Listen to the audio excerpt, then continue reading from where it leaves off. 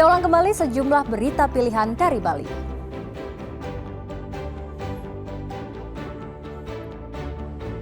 Pelanggaran aturan berkendara oleh turis asing di Bali semakin meningkat.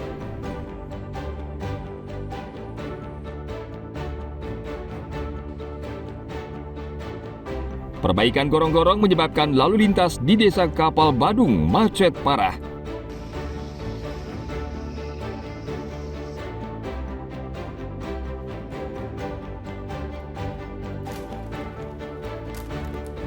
Pria di Karangasem berhasil mengolah puluhan ton sampah hingga menghasilkan omset puluhan juta rupiah.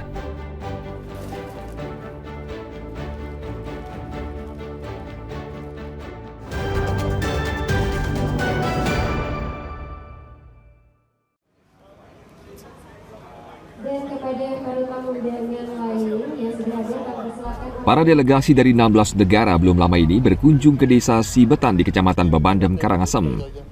Mereka ingin melihat langsung sistem agrikultur di daerah ini yang belum lama meraih penghargaan dari PBB. Salah satu yang menjadi perhatian adalah Salak Bali.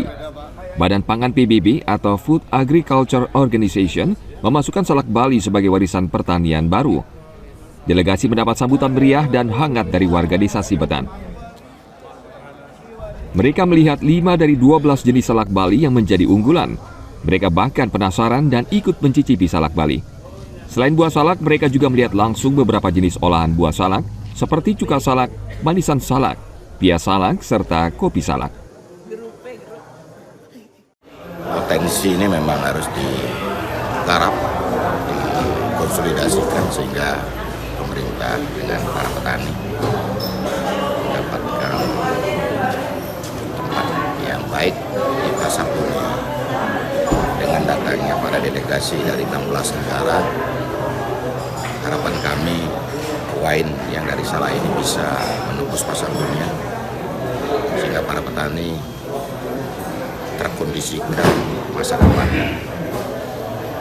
Harapan kami momentum event seperti ini harus terus diselenggarakan setiap tahun sekali menjadi rutin, tidak hanya sekedar seremonial tetapi menjadi agenda buat Kabupaten Karangasem. It's amazing to visit this origin of salak tree in Bali, and this gave me a very good knowledge for deepening this formation about this very interesting plant. In fact, China has started importing salak from last year from Bali, and we have encouraged the Chinese companies to import salak to introduce this unique fruit to Chinese people. It has been welcomed in China, and people are getting more and more to know this fruit, to buy this from the high-brand supermarket and from online shops. Selain itu, delegasi juga berkunjung ke Pura Duku, daerah penting yang menghasilkan salak Bali berkualitas baik. Mereka menikmati kebun salak dan melihat langsung bagaimana petani menerapkan sistem perkebunan salak yang tidak ada dimanapun selain di Bali. Tim Liputan melaporkan dari Karangasem.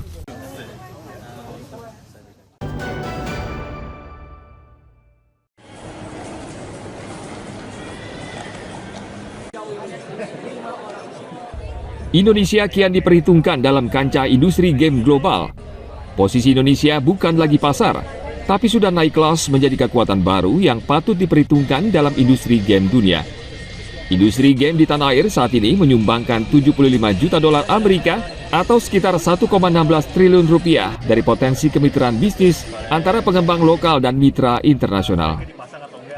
Di ajang Indonesia Game Developer Exchange 2025 yang berlangsung di Kuta, para kreator muda menampilkan berbagai karya lintas genre, mulai dari action game, simulasi, strategi, hingga role play game atau RPG. Dalam ajang ini ada 30 studio game lokal yang berkesempatan memamerkan karya terbaik mereka. Untuk yang berapa tahun belakangan ini sih ekosistemnya tuh udah mulai berkembang ya. Jadi dulu tuh masih kecil, sekarang kalau kita lihat tuh udah banyak ya game-game indie yang bertebaran di sini dan masang booth di sini. Dan kalau kita coba tuh gamenya tuh juga keren-keren gitu. Jadi itu kayak menawarkan perspektif baru dalam bermain game gitu. Game-game mekaniknya juga beberapa itu inovatif gitu. Kita belum pernah ngeliat sebelumnya, tapi itu teman-teman indie di sini tuh kayak berani gitu untuk mengeksplor game-game mekanik itu dan dijadikan fun gitu. Jadi kalau misalnya studio kita ini kita spesialisasi di game yang genrenya anime gitu, dan market kita itu lebih ke timur seperti Jepang, China, Korea. Malah ke luar negeri? Iya, benar, ke luar negeri. Kenapa itu minyaknya di luar negeri bukan di menyiasati? Karena kebetulan arsal kita populer arsal yang kita gunakan itu populer di area sana. Di Indonesia ada sekitar 154 juta orang yang gemar bermain game. Jumlah ini sekitar 40% dari total gamer di Asia Tenggara. Angka ini menempatkan Indonesia sebagai salah satu dari 4 pasar game terbesar di dunia. Indonesia Game Developer Exchange 2025 diharapkan mendorong pertumbuhan ekosistem kreatif berkelanjutan dan mempercepat kemajuan industri game nasional. Tim Liputan melaporkan dari Badung.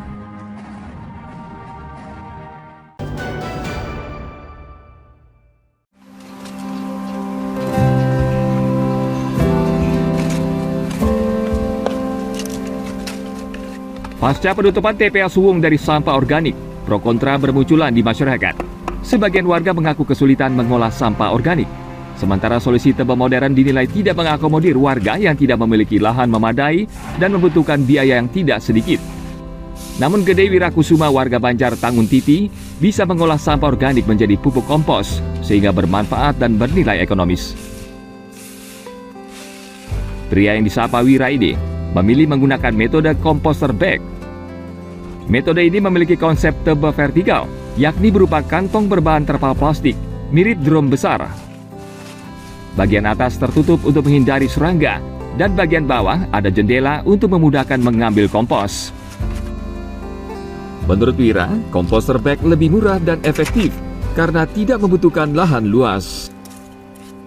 Saya kenapa memilih komposter bag? Karena saya nilai dia cukup murah, terjangkau, dan bisa diterapkan pada aplikasi dengan area lahan yang sempit, yang terbatas ya, hanya perlu area sekitar 50 cm x 50 cm, dan itu umumnya ada di perkotaan. Kita lihat di perkotaan rumah-rumah warga relatif terbatas, jadi komposter dengan komposter bag ini menjadi salah satu pilihan.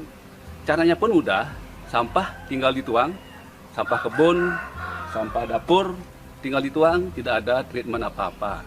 Kalau mau ditambah ekoenzim ataupun booster lainnya bagus untuk mempercepat pembusukan. Tetapi tanpa itu pun sampah dapur dan sampah kebun yang merupakan 60% sampah harian kita yang berbahan organik itu bisa diolah langsung di komposter tanpa perlu treatment apapun. Tinggal ambil dari dapur, tinggal dari kebun, masukkan, dia akan berproses dengan sendirinya. Untuk komposter bag berukuran 200 liter misalnya, mampu mengolah sampah rumah tangga dalam jangka waktu yang cukup panjang. Hanya dalam 2 hingga 3 bulan sudah terbentuk kompos dan siap panen. Persoalan sampah di Bali merupakan persoalan pelik. Gubernur Bali bahkan harus menerbitkan 2 peraturan untuk mengolah sampah. Dan menurut Wira, kedua peraturan tersebut ingin mengajak masyarakat untuk mengolah sampah agar mandiri dan tidak berdampak negatif pada lingkungan. Tim Liputan melaporkan dari Denpasar.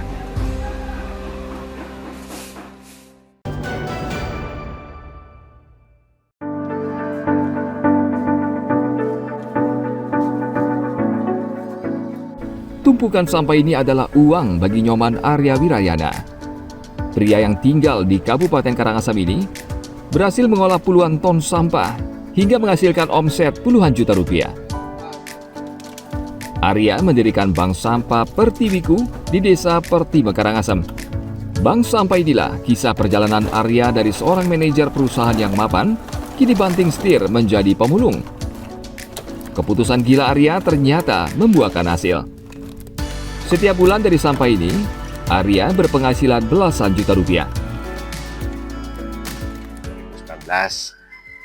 saya sebagai head manager struktur perusahaan ternama di Karangasem yang notabene setiap hari diberikan tugas mungkin lembaran kertas dan tiap harinya pagi-pagi, tapi berbeda di saat itu saya tiap pagi disalami oleh sampah kecil-kecil seperti permen, botol rokok oleh owner dari luar negeri. Disitulah saya berpikir bahwa setiap pekerjaan awalnya adalah nomor satu pembersihan sampah. Jadi saya berkeinginan untuk menyelesaikan sampah di Karangasem dengan mendirikan bank sampah Pertiwiku di 2019. Setiap bulan ia mengolah 22 ton sampah. Sampah berasal dari BUMDes, dapur MBJ, TPS desa hingga sampah sekolah. Ia mempekerjakan 3 orang untuk membantu memilah sampah menjadi beberapa jenis, antara lain botol plastik, plastik PP, dan plastik kemasan. Untuk botol plastik ia jual kembali ke pabrik. Begitu juga dengan plastik, sebagian ia olah menjadi biosolar. Biosolar inilah dapat ia manfaatkan untuk mesin pencacah sampah yang ia miliki.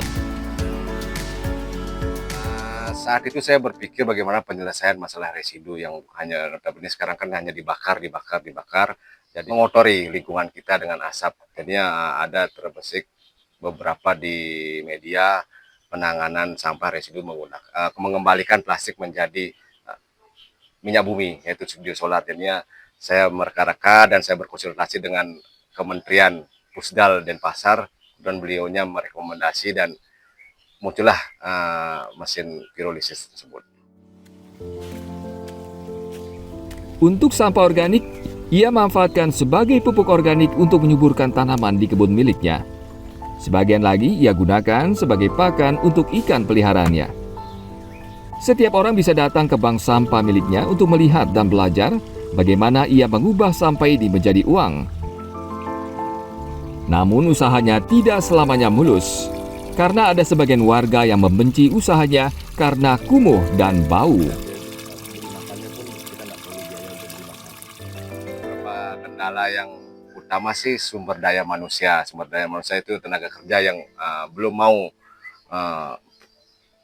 Orang lokal itu jarang mau ya bekerja di tempat sampah. Makanya kita akan berusaha bagaimana mereka akan tertarik ikut bekerja sama bahwa sampah itu bisa menghasilkan cuan, istilahnya bahwa sampah itu bisa bernilai apabila kita mengelola dengan benar. Bagi Arya, usaha bank sampah ini bukan semata-mata untuk mencari untung, namun juga ia ingin masyarakat berpartisipasi agar Kabupaten Karangasem bebas dari sampah.